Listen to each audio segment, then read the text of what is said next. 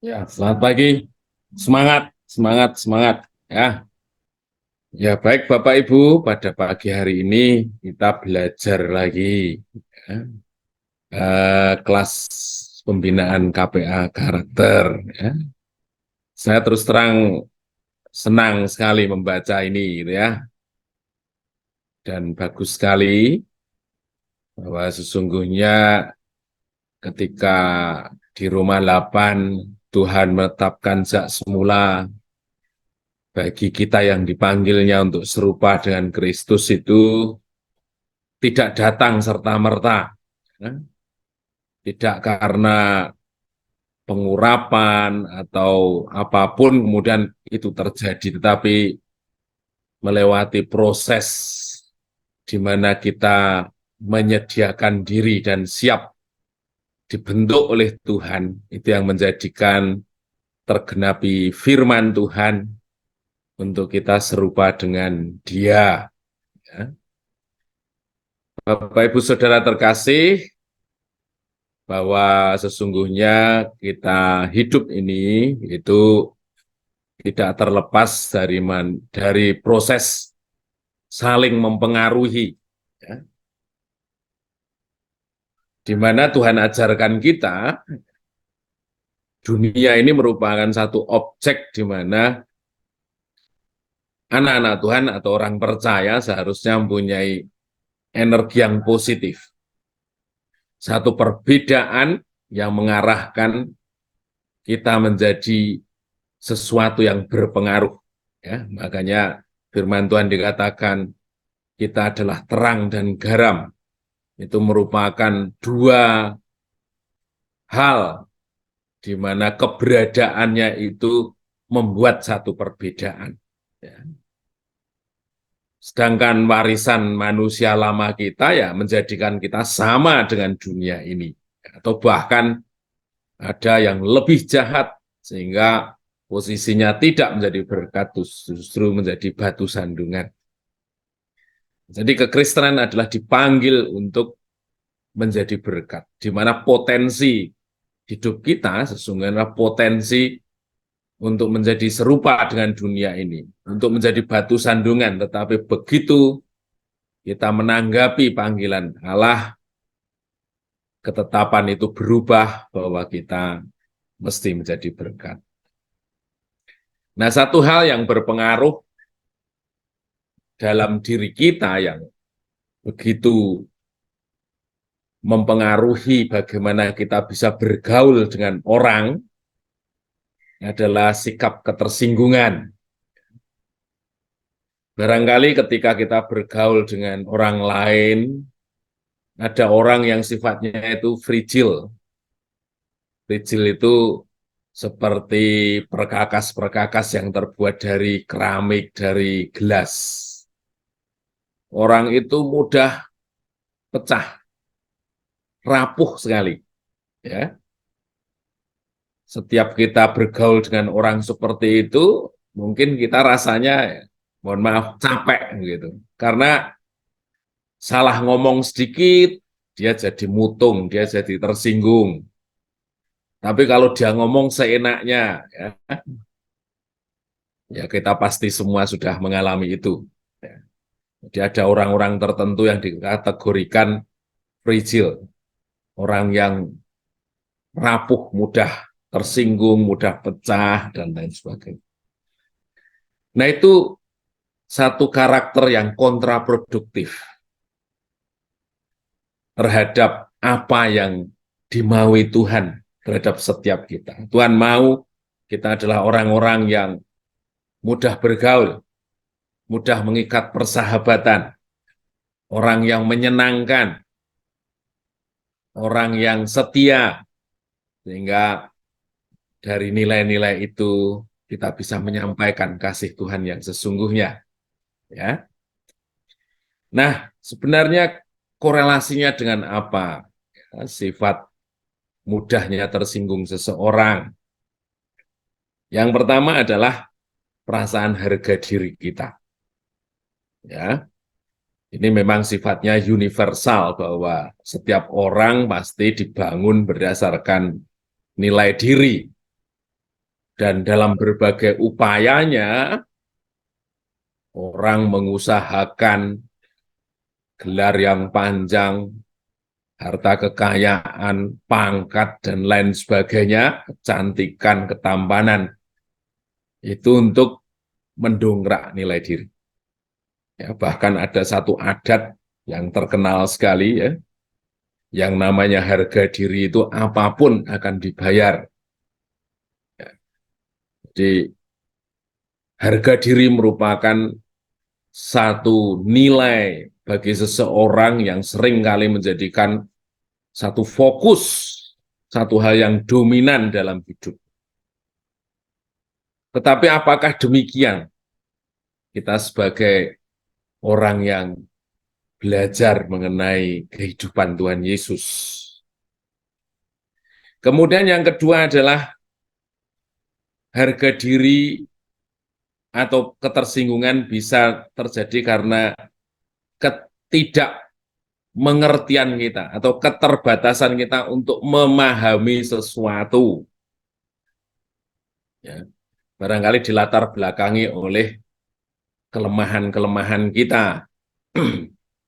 Ada gaya seseorang kalau berjalan itu gayanya kayak Gatot Koco, ya, gagah, gila-gilu. Wah, kita bisa menilai orang itu kok sombong, gitu kan? Ada orang yang memang makan nggak bisa sesuatu yang kotor. Orang kok susah sekali makan tinggal makan. Ya, misalnya begitu.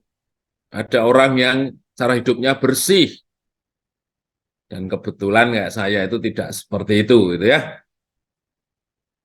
Orang kok riwin sekali. Ya, bahkan kita masuk ke rumahnya, begitu kaki kita tidak bersih, langsung dia menyapu, karena ternyata memang dia alergi.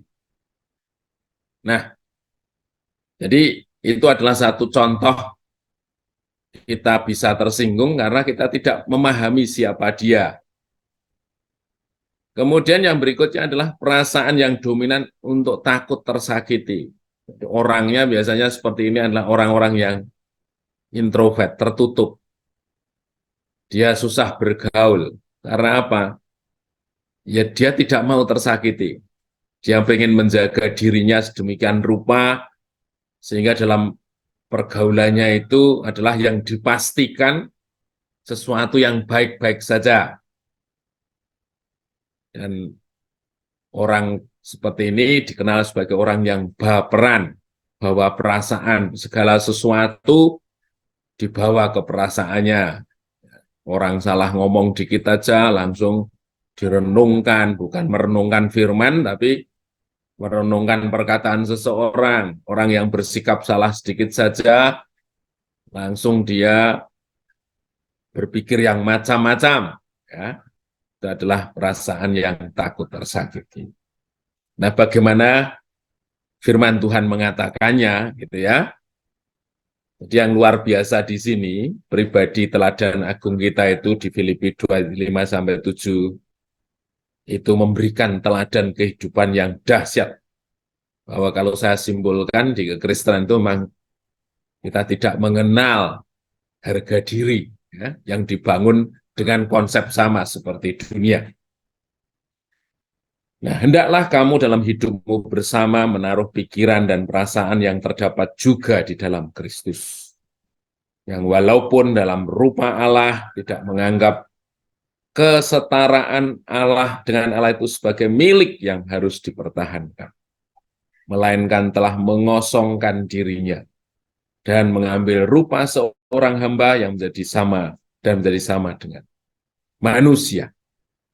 Jadi Bapak Ibu Saudara, di dalam diri Tuhan itu tidak ada satu agenda pencapaian diri yang terekspos dalam kesaksian hidupnya. Dia tidak pernah meletakkan patokan nilai yang mempengaruhinya sehingga dia bisa bersikap berbeda dari orang. Tentu semuanya itu karena dasar kasih yang dahsyat sehingga apa yang dia lakukan itu motivasinya adalah agar orang itu mengenal Bapa.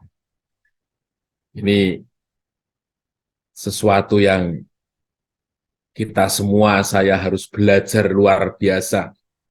Sesuatu yang mainstreamnya berbeda dari dunia ini, di mana dunia membangun dirinya untuk dia menjadi anomali, menjadi extraordinary, menjadi sesuatu yang khusus. Karena sesuatu yang khusus ini menjadikan dirinya memiliki satu kebanggaan, nilai diri, harga diri yang luar biasa.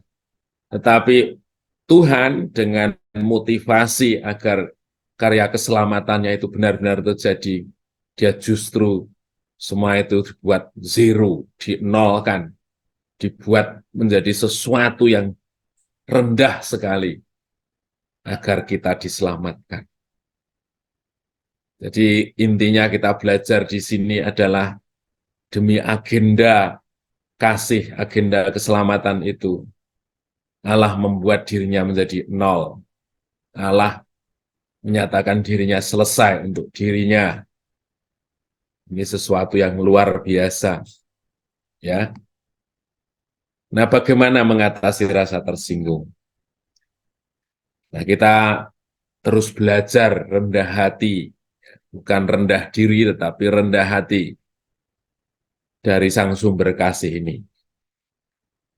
Kita merenungkan firman, kita membaca firman, kita berdoa.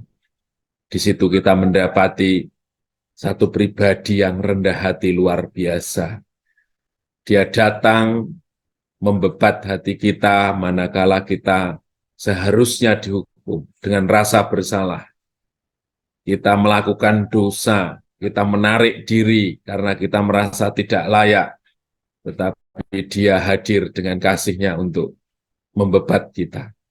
Kegagalan kita, hal yang buruk, dia hadir dalam kasih-Nya yang luar biasa. Di mana seringkali orang yang memiliki harga diri, dia begitu mudah menyingkirkan satu dengan yang lain karena alasan dirinya jauh lebih berharga.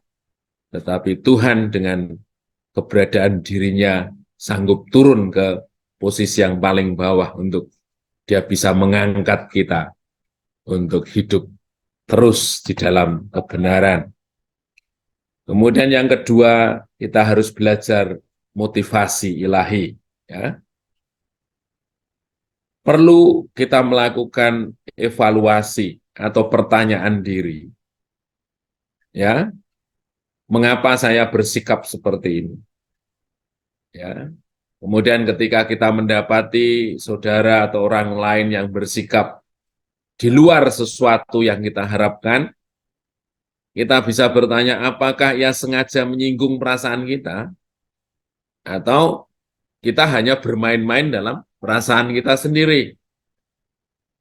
Tanpa kita sadari, orang punya kebiasaan yang mungkin sangat berbeda dari kita.